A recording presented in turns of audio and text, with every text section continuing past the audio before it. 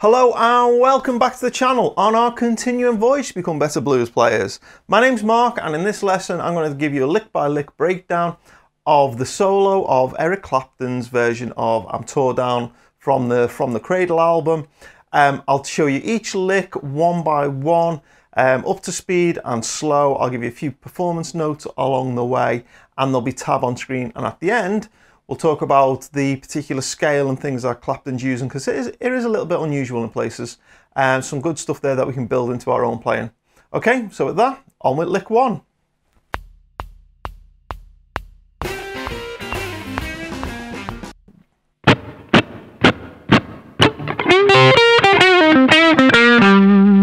And nice and slow.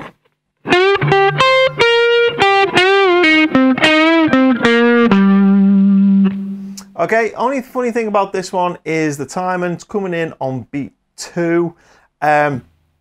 It's kind of like the timing is pretty straightforward, apart from in the middle. This little figure, when you get down to that kind of comes in quite fast, and you've kind of got to get it right. But anyway,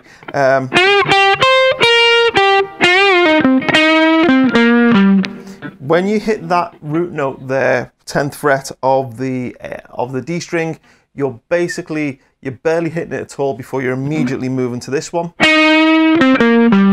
You've got to get that one really emphasize on the beat. Okay, that was lick 1. Lick 2 goes like this. 1, 2, 3. Nice and slow. 1, 2, 3.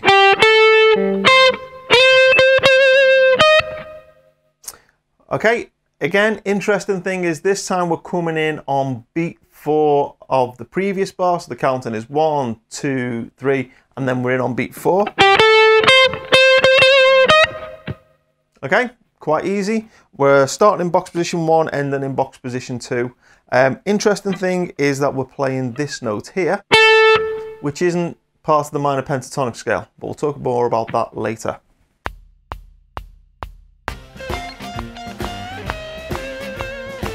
One, 2, 3, 4, 1. And nice and slow. 1, 2, 3, 4, 1.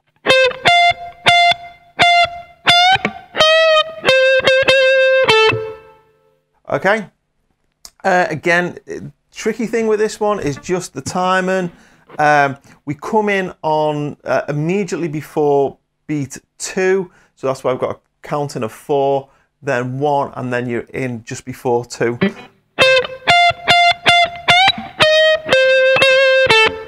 Okay, and when you're hitting that 13 on the top E string, Clapton's kind of playing against the beat, so the beat's going bum, ba, bum, ba, bum, but he's going bum, bum, bum. It's just a weird timing thing. It sounds fantastic. Try along with the record and you'll see what I mean. The timing's just kind of playing against that beat. Okay, that was, what was that? That was lick 3. Lick 4 goes like this.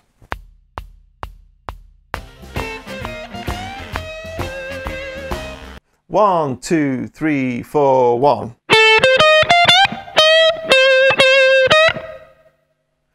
Okay, and nice and slow. 1, 2, 3, 4, 1.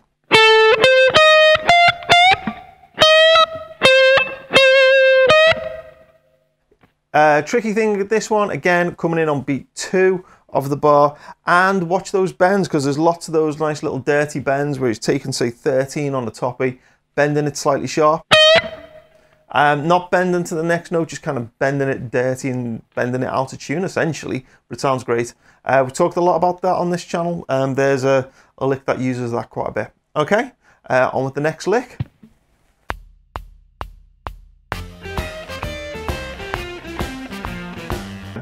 One, 2, 3, 4, 1.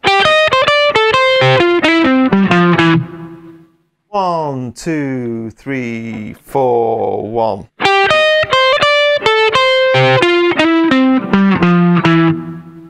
Okay, and I'll try and do it even nice and slower.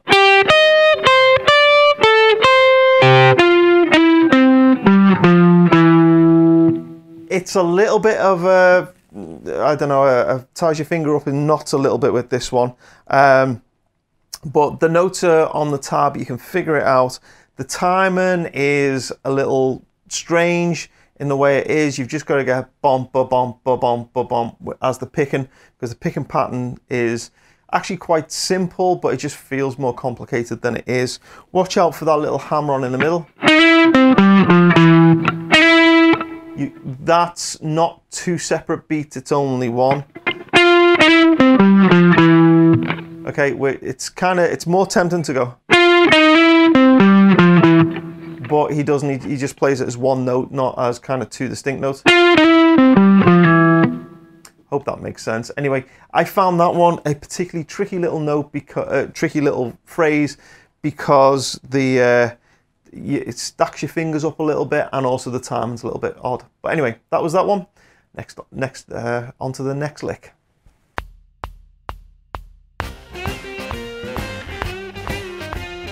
One, two, three, four, one. Nice and slow. One, two, three, four, one.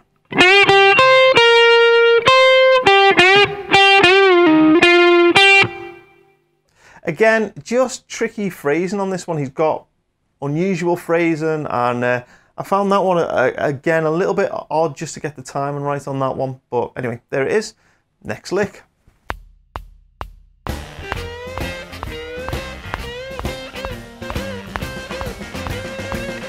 One, two, three.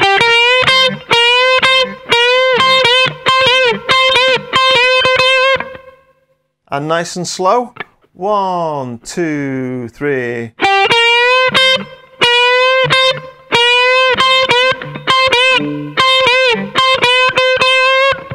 Okay. I think that was right. Playing it slow is a little hard. Those bends can sound a little off sometimes. Again, only tricky because it's phrasing. The important thing with this one is after you played that first note, what you're basically doing is bending on the B string and then hitting the top E. And you're doing that a bunch of times. And it's always that pattern. Bend the B, hit the E, bend the B, hit the E. But because of his timing and his phrasing, it doesn't sound like you're doing that, but that's actually what you're doing. It's always B, E, B, E, B, E. At no point you repeat the same string again until you get to the bend right at the end. Okay? So I'll do it nice and slow one more time so you can watch this. Just notice it's just alternating between those strings, but the important thing is because of his phrasing, it doesn't quite sound like that's what he's doing, but that's actually what he was doing. When I was trying to work this out, I was convinced somewhere he was kind of going B, E, B, E, E, B, E, B, and he doesn't. It's constantly alternating between them. Anyway.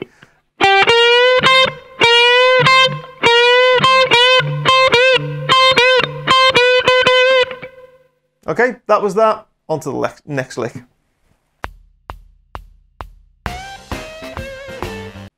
One, two, three, four. Nice and easy. Here it is, nice and slow. One, two, three, four. Okay, on to the next lick.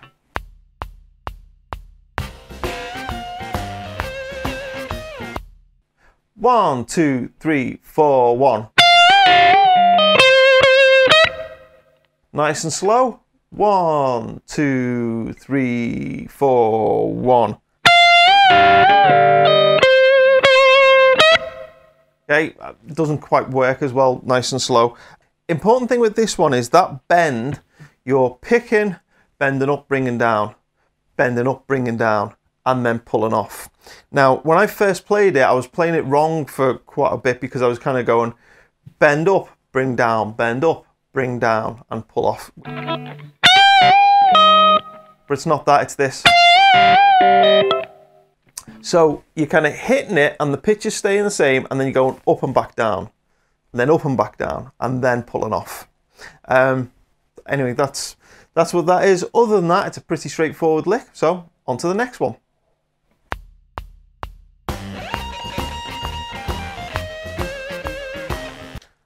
Okay, I'll fess up straight from the start. I'm not going to play this exactly the same way he played it because I don't believe he plays it the same way twice. But what we've got going on is, first of all, you grab 11 on the top E string immediately before the bar, and then he's sliding right up to that, what is that note there? That's 18 on the top E string. And I think he's basically just alternate picking it as hard and as fast as he can. He probably would never have done this the same way twice. Those alternate pickings aren't all equal. There's some rhythm in there as well. I'll show you how yeah, here's me doing it. Now I'm sure when I'm doing that really fast thing, I'm not getting exactly the same as what he's getting. If you try it, you're probably not going to get it exactly. And just like we talked in the couple of weeks ago in the Billy Gibbons lesson, if you try to get it exactly the same as what's on the record, you're going to be so rigid and stiff trying to get exactly that, you're going to lose the feel. So the way I would approach this one is grab 11 on the top E string, drag it up to 18 on the top E string, and just hit it as fast as you can, alternate picking. Still, you know, tapping your foot so that you're in time, but just go as fast as you can for a couple of beats, and then you're doing the walk down. Okay, that's all I got for you really on that one, sorry. On to the next one.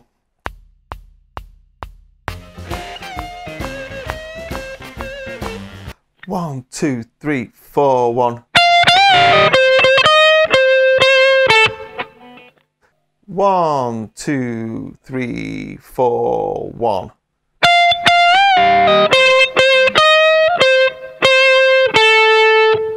Okay, same as mentioned on the previous lick, or one of the earlier licks. It's not bend up and then down and then back up again. It's keep it at the same pitch and then up and back down very quickly. Okay, other than that, pretty straightforward lick. On to the next one.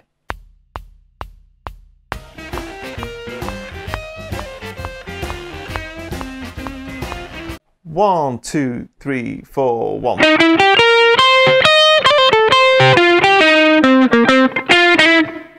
Okay, and nice and slow. One, two, three, four, one.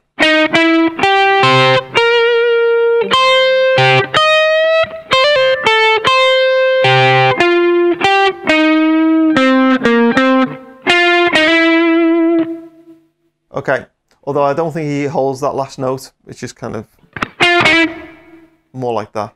Okay, this one is one of the more tricky licks in the piece because it's a little bit longer. The timing's a little bit kooky as well. We start with this.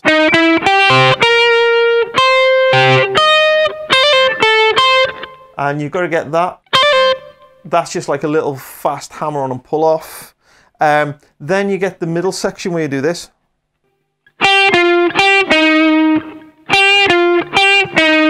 And you've got to jump those strings with, so both are 8 string on the index finger. That can be a little bit of a tricky jump as well. Yeah, I found this one a little bit tricky. Sometimes when I end this lick, I end it with, and I'll actually play both the G and B strings together. So it would be like this.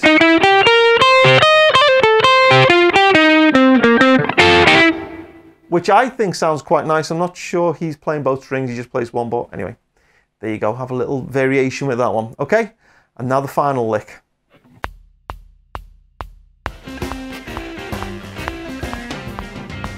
One, two, three, four, one.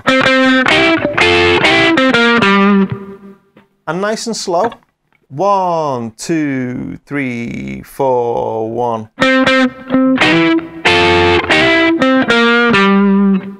Okay, with this one, it's a little bit tricky to hear exactly what's going on in the record because the rhythm guitar is actually quite loud at this point and is also playing something a little bit similar. And when you slow it down and listen to it in isolation, you can hear both are going on at the same time. But anyway, this is what I think he's doing. Okay, double stops with that little move again, which we talked about in the rhythm lesson. We've talked about a lot. I did a slow blues in the style of Clapton a while ago, and we talked about that little figure, he uses it a lot. Anyway, that's the whole guitar solo. Tab is available if you like it. Drop me an email. I will email you the tab back, full PDF. Okay, let's talk about the note choice and what's actually going on in the solo, because there's some interesting things. First of all, it seems to be mainly based off C minor pentatonic box 1 and box 2. Okay, apart from when he shoots up here and does the... Apart from when he does that thing, which is box 4, the rest of it is seems to be based around box position 1 and box position 2 of the C minor pentatonic scale, except he's thrown in quite a lot of other notes as well. So you'll notice that there's this note here, the major third, at quite a few points, which often he'll get to by coming in from the 8 to the 9. You get a lot of that kind of thing going on. We've talked about that a lot on the channel, mixing major and minor, sweet and sour, adding in that major third. So that's a great note to add. You'll also notice that he often adds in this one here, which is the second. So he does that in one of the licks. In one of the other licks, it goes like a... So you get that note in a lot as well. That's the second of the scale. So he's adding in that one a lot as well. And he's only adding those in box position 1. This major third here and the minor second up the top there. Major third, minor second. Sorry, not minor second, natural second. So, also you get the flat 5, but he never actually plays the flat 5. The flat 5 would be this note here, which would be 11 on the G string. He doesn't play that, but he'll often bend up to it. So it's implied by that. That crops up in 1 or 2 licks. So the flat 5's in there, but it's only ever implied by bending the 4 up and bringing it down usually. Okay, so we got those. But probably the most interesting note or use of note in this is this major 6th here. So, so far, you know, if we think about this as a scale, we've got this. Got that. You could work that kind of like, think of that as a scale that he's using. But this major 6th is quite interesting because this one crops up an awful lot in this solo.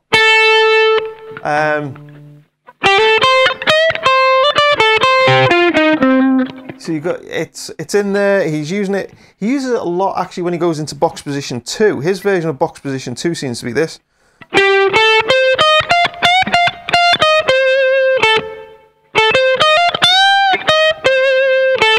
You'll notice those kind of things in those licks. Interesting thing about this, when I've kind of gone through this and analysed it, it would appear that if he plays a lick with the flat 7, which is this one, 11 on the B string, that one, he doesn't play the major 6th, fret 10. But if he's playing a lick that has the major 6th in it, he doesn't also play the flat 7. So it's kind of like, if the lick's got the flat 7, it's either got the flat 7 or the natural 6. So that's either fret 11 or fret 10. He's not mixing them together. It's either one or the other, and he's often choosing that natural 6. He's not bringing it's either one or the other, if that makes sense. I mean, there's a lot of licks where he's playing that minor 7. You know, there's a lot of those kind of things going on, but also there's a lot of this. You know, those kind of things where you're getting the natural 6th. So it's like, yeah, he's not mixing them together, he uses one or the other. Generally, I'm sure there's probably an exception or two in there, but generally it's that. And as I say, interestingly, when he's in box position 2, he's using this kind of figure.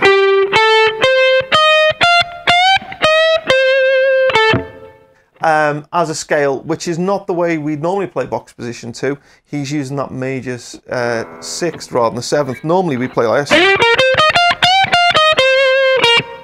But he's substituting that major 6th in instead.